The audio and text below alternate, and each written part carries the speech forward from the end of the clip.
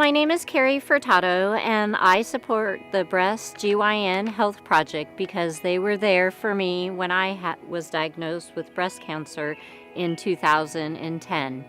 And although cancer is not the best thing in the world, I have met some wonderful women and lifelong friends. And because I believe in the project and the support they do for the community women, I am now an active board member. I'm Debra Heise, and back in 2003, when I was going through cancer, they were wonderful. They were uplifting, supportive, informational, surprising, showing up at the hospital with socks. Those are fun things. But just, they're always there, they're upbeat, and they're just a wonderful organization. Hi, I'm Laura McEwen. Currently, I'm the board president of the Breast and GYN Health Project. And I love the Breast and GYN Health Project for many reasons. First of all, I know they help and support so many women with breast or GYN health concerns in our community. And they do it with love and support and honesty. And personally, when several of my friends were having cancer concerns, I didn't know how to support them. So I called up the Breast and GYN Health Project and asked how I could be a good friend. And they gave me some great advice, and I've loved them ever since. Hi, my name's Jan Rowen, and I'm a member of the community who has not personally used the project, but I have many people in my life who have used it. I feel like we're very fortunate in this community to have this small grassroots organization that supports women of all ages and all nationalities across the board in this journey that they're on. Hi, my name's Bean-Iverson, and back in 2003 I was diagnosed with breast cancer, and I walked into the Breast and GYN Health Project room, and they were so loving. Went to a support group, and they took wonderful care of me, helped my family go through the process. And I'm now a board member and a worm liner. I'm Kathie Hamilton Gentry, and I'm on the board of the Breast Health Project. And in 2012, I was diagnosed with breast cancer, and I'm not sure what I would have done without the support of the project. They're the most loving, kind, welcoming people on the planet, and we are blessed to have them in this community. My name's Montgomery. I support the project because I literally believe they saved my life. I love them.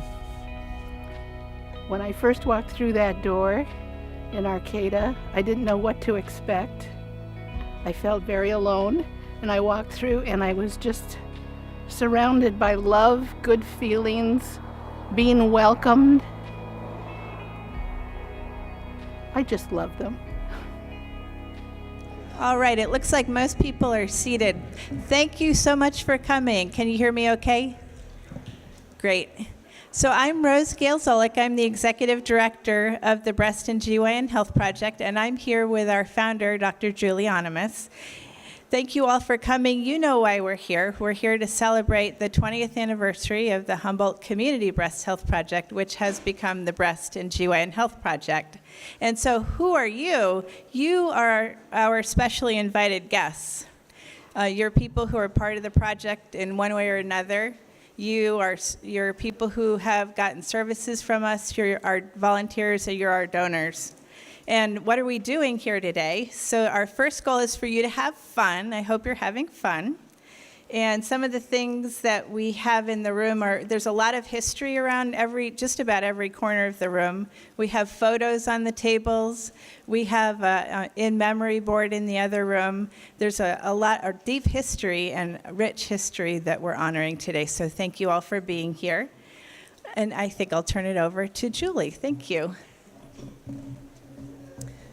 Welcome.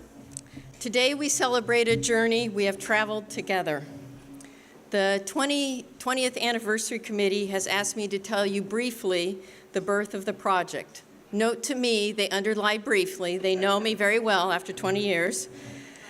This is a story characterized by serendipitous intersections of many paths, a true cast of characters with the common denominator of cancer and healing. When I reflect back, I believe the project was a predestined rite of passage, an opportunity of individual crisis and creativity coming together in a grassroots community effort to find healing and provide a sacred spot for story sharing and engaging in authentic living and dying. The first path was where I had a recurrence of my breast cancer, and through the happen chance of Madeline Amir, where's Madeline? Stand up, Madeline, wave there. She was taking a women's health course, and she was taught by Ellen Mahoney. Ellen, wave your hand. And so that's how I knew about Dr. Mahoney. And so I ended up at Stanford in July of 1996 to have my mastectomy. Ellen introduced Jennifer, hand up, Jennifer, okay, Pace and me to the community Breast Health Project that Ellen co-founded with a local breast cancer survivor to provide education and support by those with breast cancer for those with breast cancer, thus the model. Thank you, Ellen and CBHP Women. The second predestined connection, in September 1996, while attending the Healing Journeys Conference in Palo Alto, Jennifer and I happened to meet on the steps of the Stanford University Hall, the local Arcata Breast Cancer Support Group, who had splintered from the ACS Breast Cancer Support Group. It was started by Joyce Radke, a local artist and facilitator of the Persephone Project, and the late Sheila Benson. They were viewed as rebel rousers in challenging the medical community to let them participate in their own treatment choices. They called themselves the Amazon Warriors Extraordinaire, or AWE for short. On those Stanford steps, Jennifer and I were invited to join the AWE support group, which additionally included Sherry Dabrowski, Perta Sennett, Sharon Stussman, Maria Carrillo, Melinda Wilson, Jeannie Vedad, Gloria Molina, and then upon my invitation, because we were chemo buddies, Gina Christopher. Thus, the Band of Women. Thank you to the AWE Radicals. The third node of our destiny occurs in early spring 1997, a gathering at my kitchen table. Sheila Benson, Sherry Dabrowski, Gloria Molina, Maria Carrillo, Sharon Stussman, Melinda Wilson, Jeannie Vedad, Jennifer Pace, and myself come together to identify the breast care needs of the community. They provide up-to-date and comprehensive information about breast health concerns and breast cancers, offer healing and support and advocacy so every woman can become her own breast medical advocate, support communication between the client and the medical professionals, providing a seamless network of care, and identify barriers to the breast cancer care. Those still guide us today. In that moment, we envisioned the possibility of a grassroots organization embodying the all-rallying cry of vocal self-advocacy and education around our treatments, combined with the archetypical wounded healer model of women and their support people who have experienced the upheaval of a cancer diagnosis, coming together to serve and bear witness for those newly diagnosed. Thus, the Founding Mothers. Will the Founding Mothers please stand? Jennifer Pace, Sharon Stussman, Melinda Wilson, Jeannie Vedad.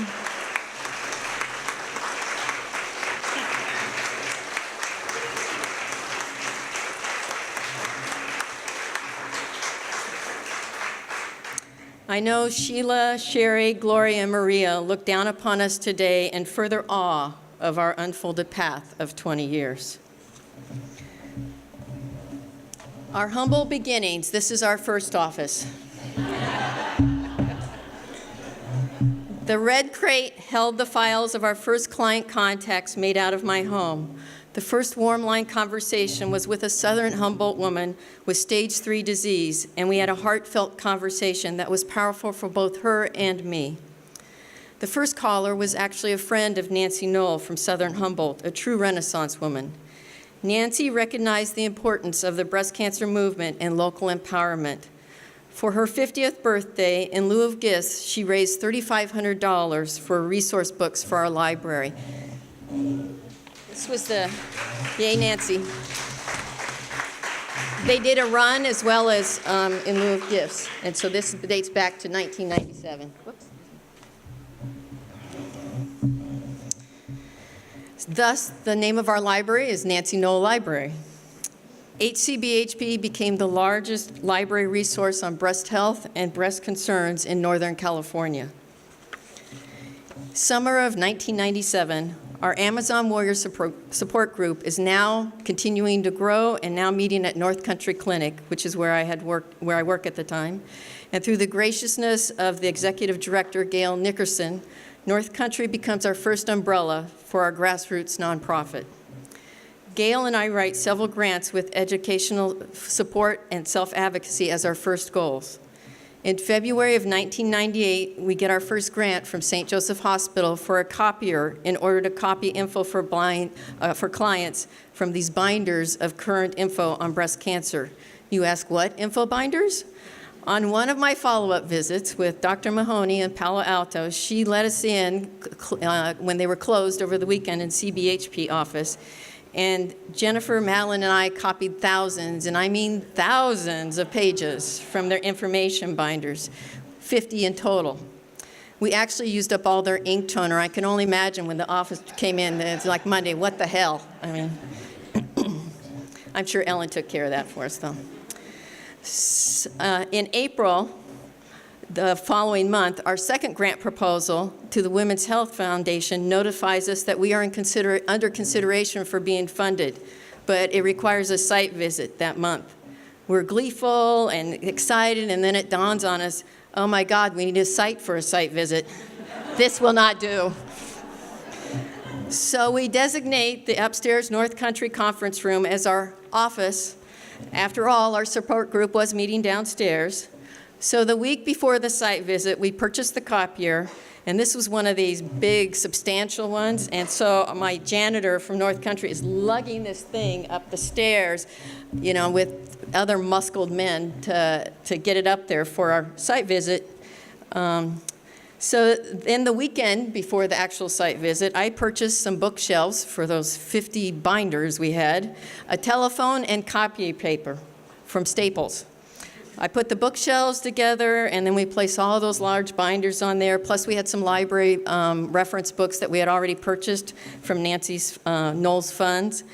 And it just looked like they had been housed there forever. Found a little dust in the corner, sprinkle a little bit on the bookshelf. Looked good. So the site visitors come from the Women's Health Foundation to our office, and Joy Harden, Vicki Dodge, and Sue Lee Mossman joined the founding mothers, sitting casually around a table like it's been our home office for months. Naturally, as Amazon warriors, we got the grant.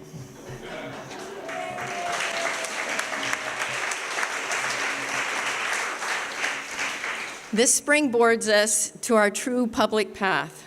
4th floor, Suite O of the Jacoby Storehouse. It actually was more like a very large storage closet without a window. In October 1998, we have our grand opening. Those community members that attend to salute our opening mostly have to stand in the hallway because there's only so much room in our closet, our suite.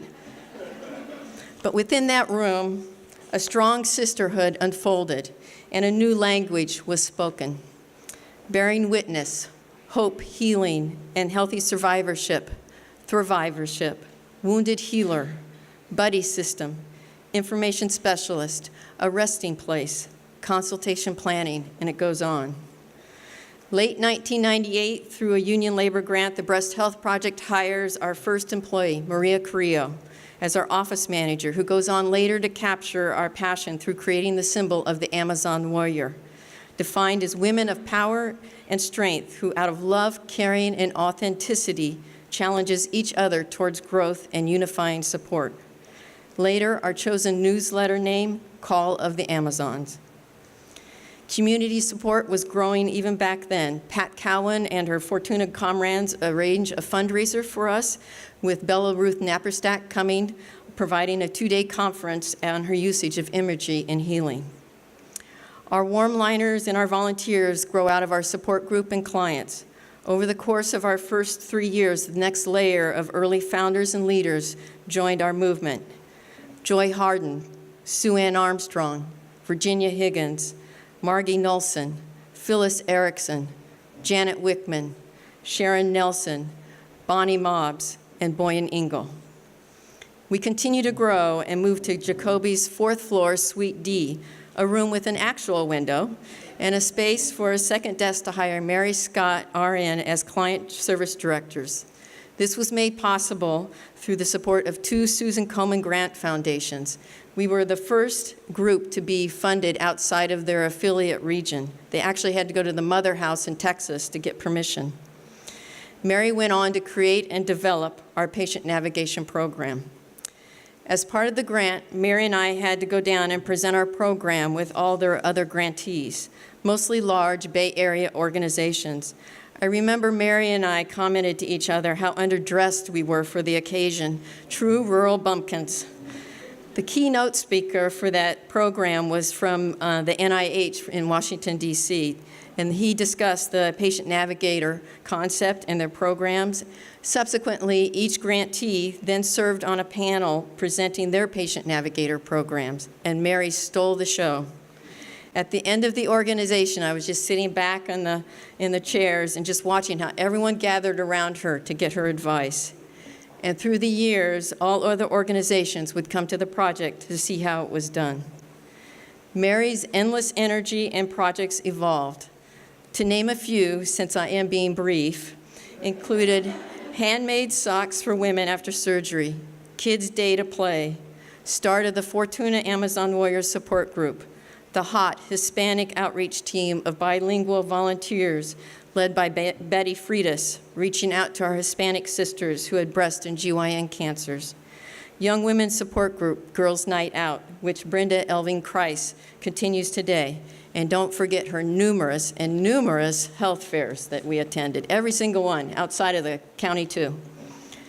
In 2000, North Country merges with Open Door, and so then North Coast Clinics Network, under the leadership of Heather Bonser Bishop, becomes the umbrella for our growing and maturing project.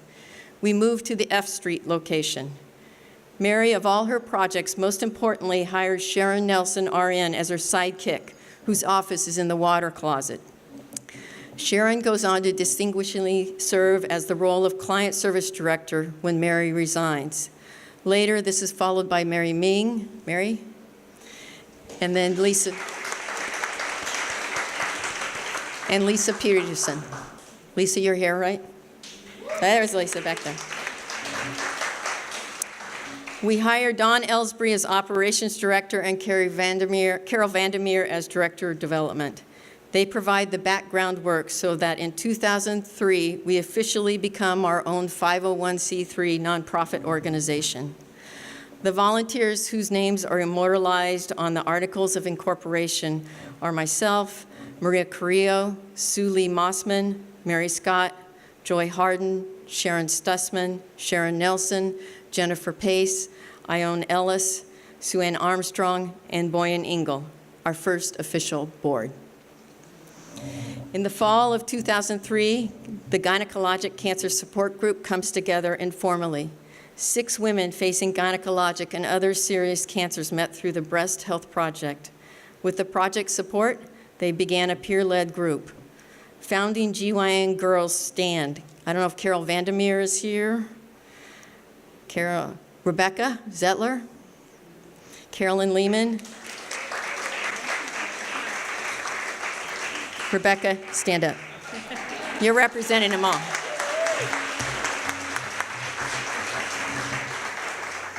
I'm sure toasting us from the heavens is Marge Anderson, Charlene Klein, and Bernice Kagan, who also helped found it.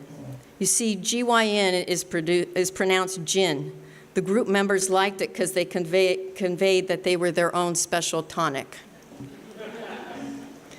The following year, the project formally expands all its services to those with gynecologic cancers. We go on to formalize education around the GYN cancers. Dr. Kate O'Hanlon, a gynecologic oncologist, comes up from the Bay Area and does presentations for us.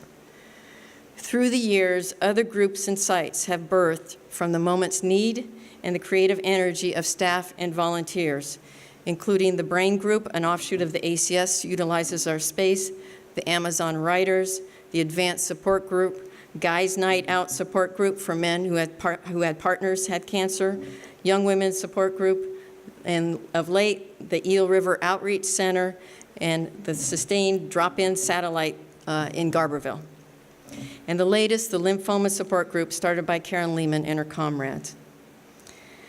During these last 20 years, we have achieved so much, but most importantly, we have had the opportunity to help many in our community as they have faced their cancer concerns. We are going to ask you to raise your hand and keep your hand up if you are part of the following groups of people involved with the project. Raise your hand if you're a cancer thriver of 25 years or more.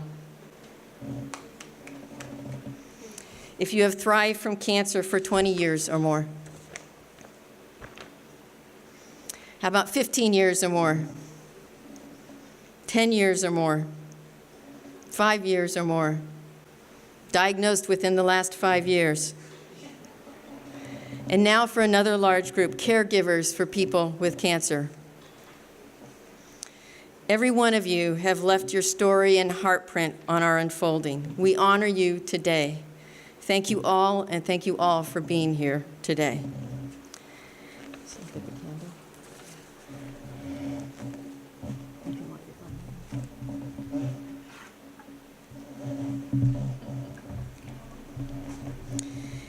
And to coincide with the honoring all of you, I would ask that we light our support group candle for those who have crossed the threshold of the project and the veil of death.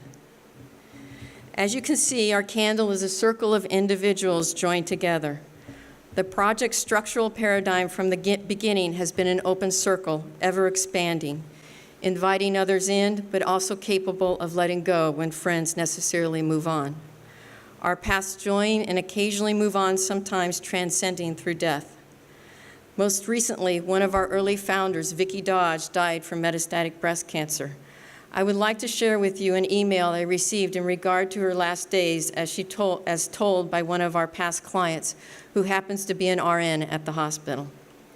Quote, Julie, when I was diagnosed 16 years ago, the first call back I got from BGHP was from Vicki.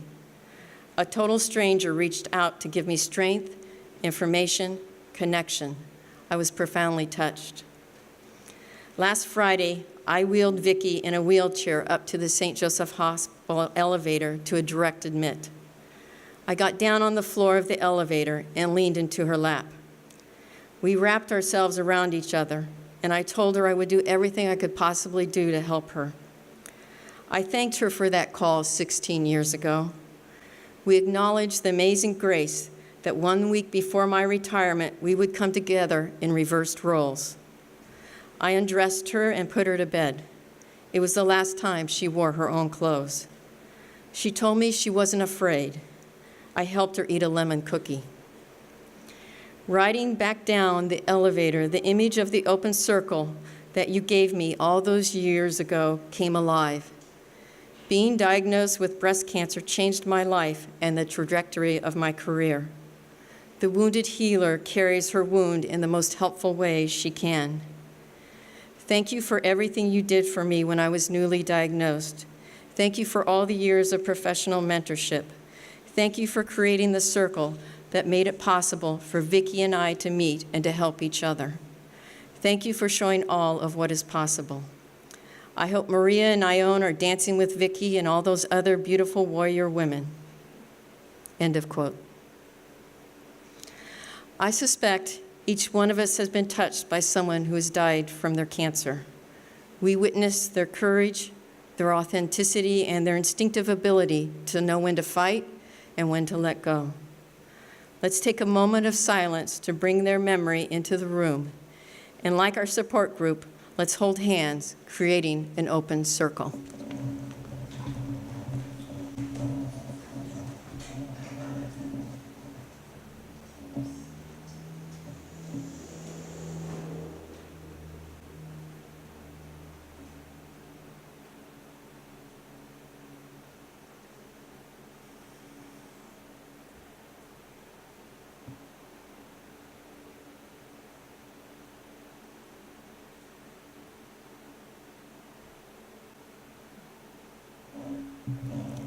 Thank you.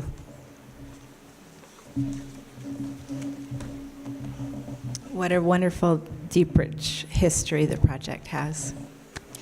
So there's no way we can really adequately acknowledge all of our volunteers and everyone who put energy and investments into the Breast and GYN Health Project. But we feel like we would have failed if we didn't take a few moments to honor some people for their outstanding, sustained service to the project. At this point, Julie and I would like to present a few awards. The first one goes to Sue Lee Mossman. Okay, Sue?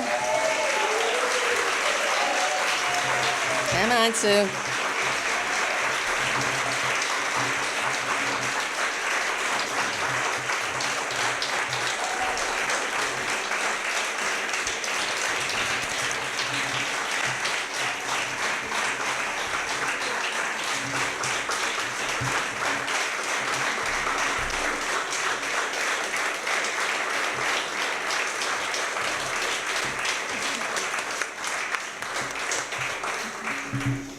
Sue is volunteer extraordinaire. Sue and Vicki Dodge managed our binder system from the beginning, which evolved into Sue becoming our information specialist. For the last 17 plus years, Sue has been on call 7 days a week, 52 weeks out of the year, to research questions and gather info for our clients. Plus, she's kept the staff updated about current research via the abstracts from the project's e-library, which she and Nick Appleman evolved and developed. Sue co-facilitates the weekly Advanced Disease Support Group, where she uses her skills and knowledge to find information for the group participants and others.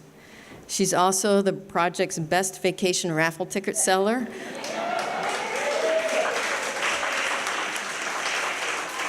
Sue raised nearly $16,000 herself this year.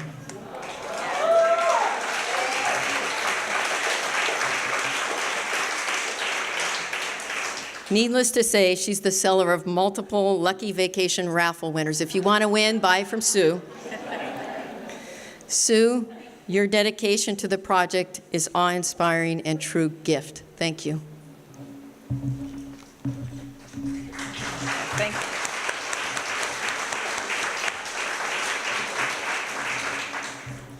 And next, we're honoring Elizabeth Harrington.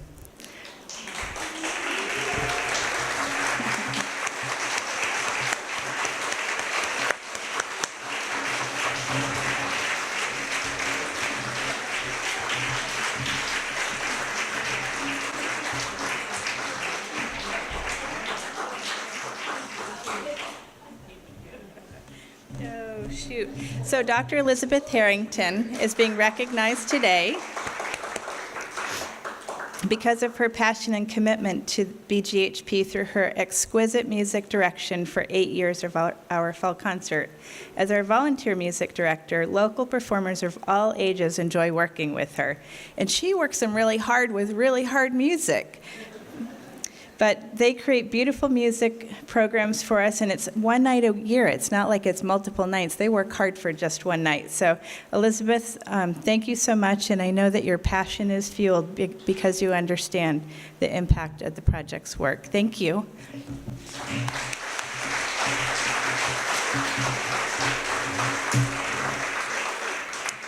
Next, two of the project's most vocal and involved physicians, Dr. Ellen Mahoney and Dr. Luther Cobb.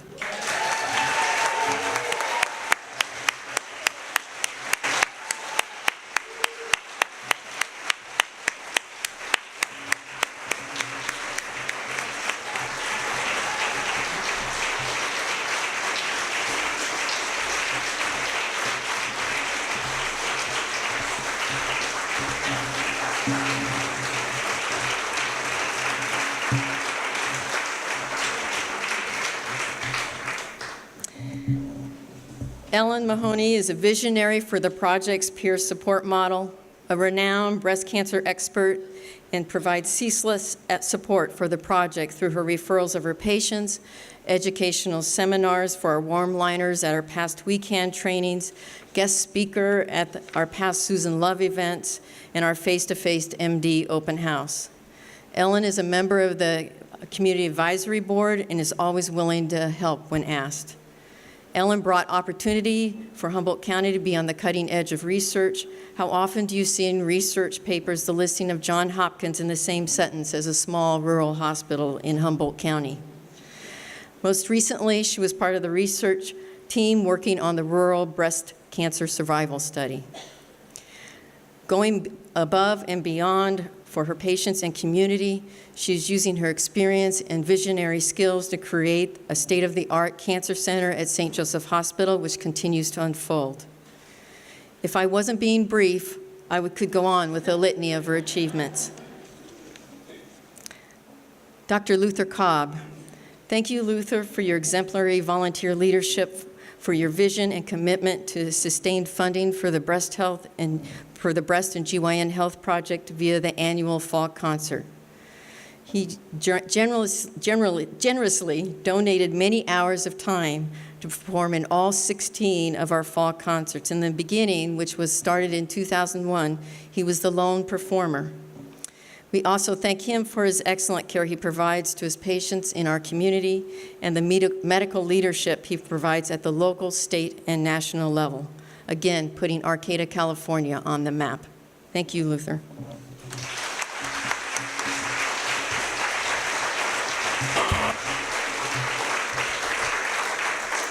So Dr. Mahoney and I have talked about a special surprise. Dr. Mahoney, would you please come up?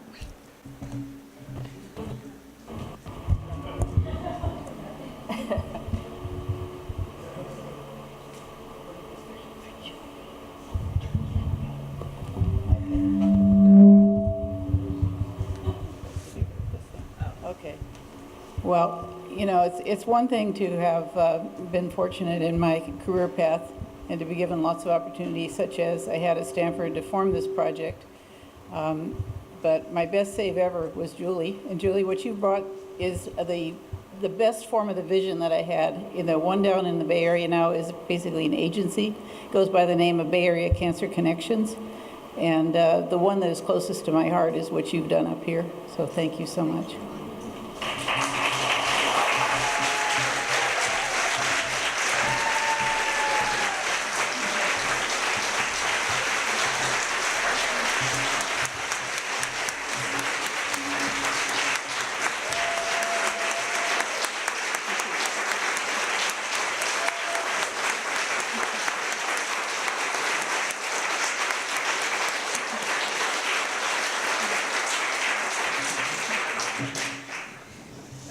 Good job, us.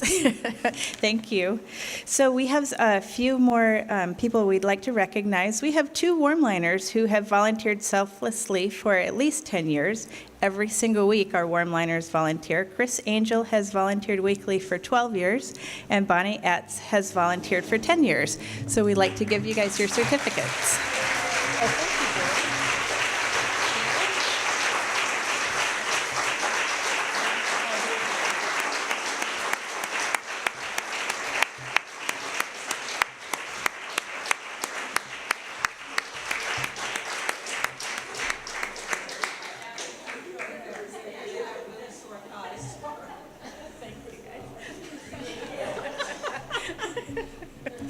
All right, and we have 2 staff members who have also demonstrated tremendous commitment for over 10 years. Barb Sage, our office manager, has been with us for 12 years, and Rebecca Zettler, our gynecologic cancer support group facilitator and coordinator, has been with us for 11 years. So come on up, you guys.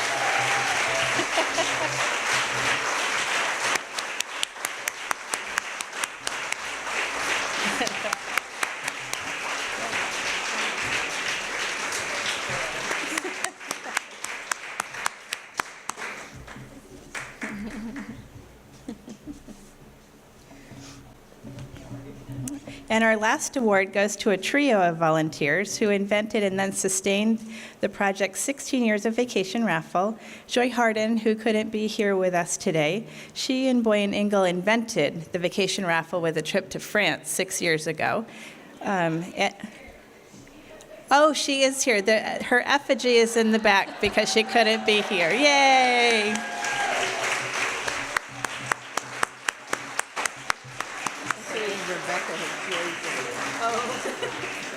Good spot.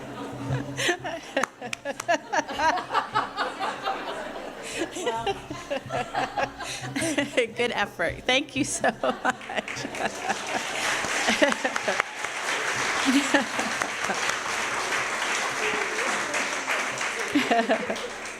And the third part of that trio is Margaret Cole, who is also not here today. She helped us continue the vacation raffle, even as staff and volunteers turned over. She made all the beautiful posters and our tickets and everything else to keep it going. So we wanted to recognize her for helping sustain that fundraiser. So thank you, Joy, Boyan, and Margaret.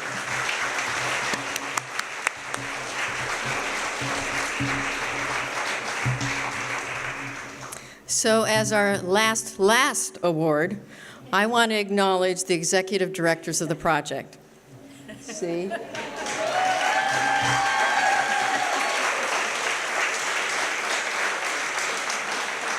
As many of us know, as a project grows, the challenge of the executive director only continues to grow.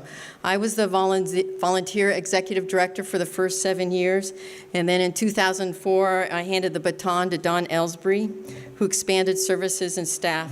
Then to Helen Andrews, followed by interim executive director Sue Ann Armstrong. Sue Ann?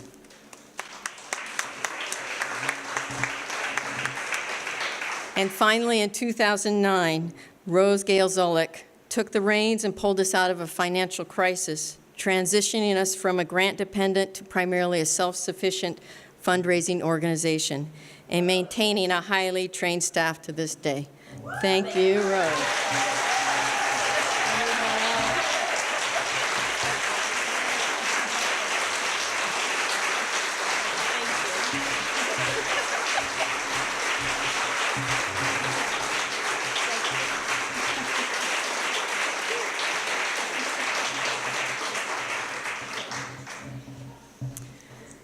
So many others deserve awards as well, but you know the brief thing? Still, we wish to honor you publicly. As a grassroots organization, there are hundreds who have helped the project reach the milestone of our 20th anniversary year. We are going to ask you to stand and remain standing if you're a part of these groups who's been involved with the project. If you have ever been a board member,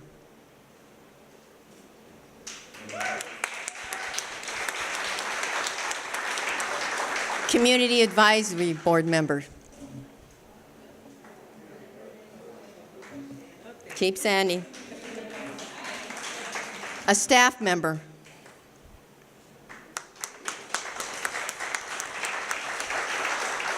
A warm line volunteer.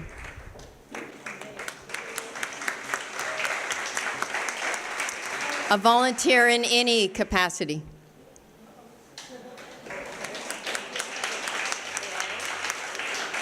A donor.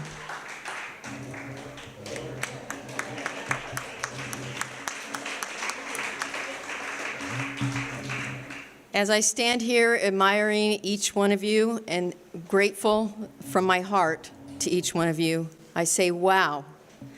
And with awe, journey well done. Thank you to all of you.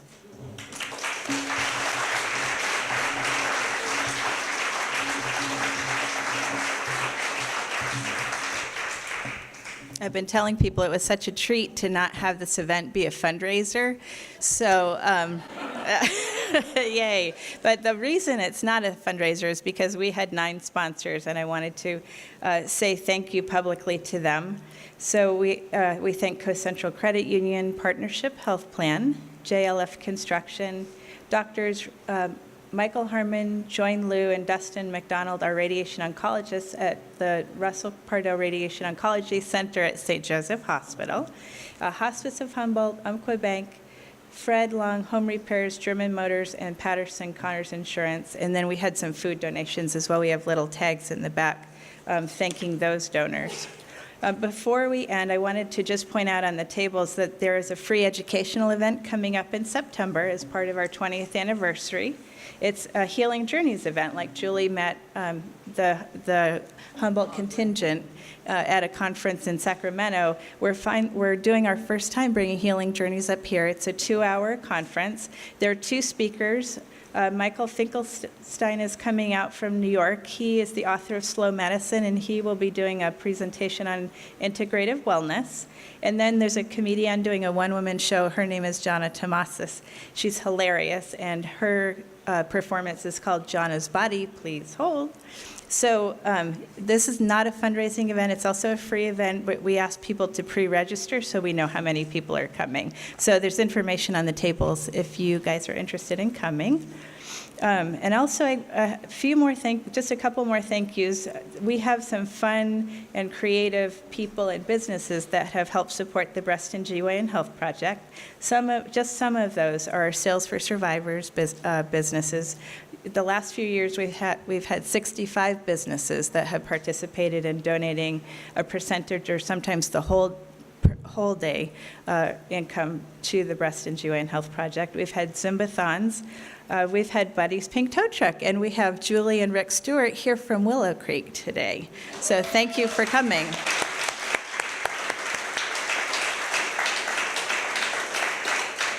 And they were very sweet and gave us a check for $3,000 today. Thank you, you guys.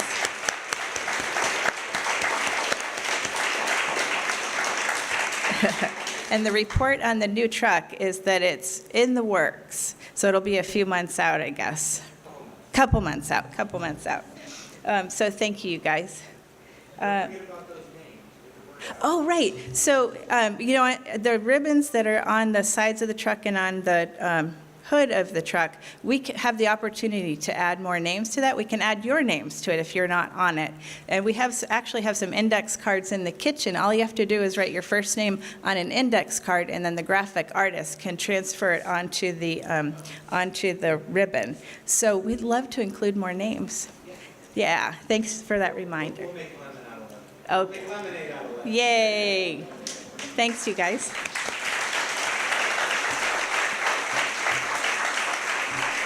That was a great segue because one of the things on my list, so Six Rivers Running Club has done the Atalanta All Women's Walk and Run. We've benefited from that over the last 7 years.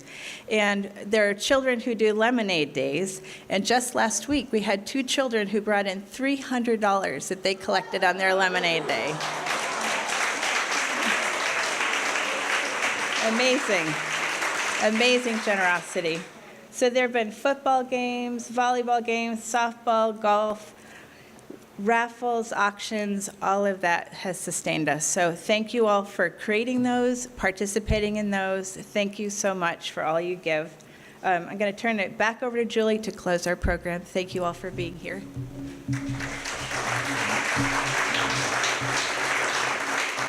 Just some final thoughts and feelings. But first, I'd like us to show our sincere appreciation to the 20th Anniversary Committee. Can you stand? Who's participated in that?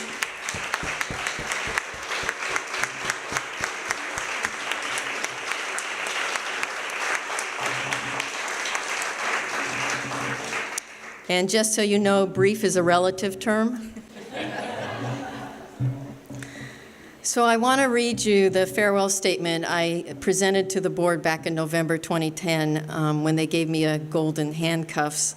So I was still, even though I was leaving the project in that formal way, I was still part of it. I just feel this is still fitting for now and for beyond. Quote, central to the mission of the project is healing. Healing has not changed for millennia. It involves voice, authenticity, storytelling, a narrative of process. It's an art, not a science. Its container is an open circle. For many, it means learning to color outside the lines, reframing the gasp of fear to the breath of adventure. It's more about learning to live with uncertainty than control, living a higher consciousness, often more challenging, but more meaningful and satiating. I leave you with the title of my last newsletter article, What Does It Take to Be a Healing Community? Uphold that question as your focus for the project's strategic planning, and you will honor its founding intention and niche. You will forever offer our community the gift of the project. End of quote. In closing, So much has happened in the last 20 years, and constant through it all, our services have remained free of charge, our attitudes have remained our incarnate power, and healing is our choice. Thank you.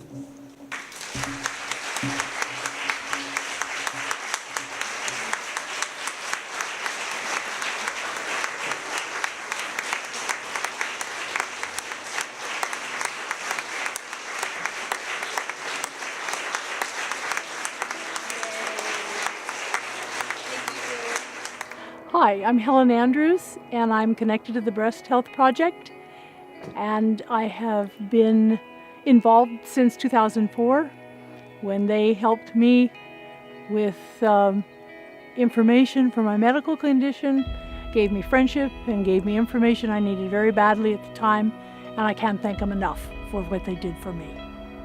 My name's Boyan, and I'm so glad I found BGHP because they aren't afraid to listen.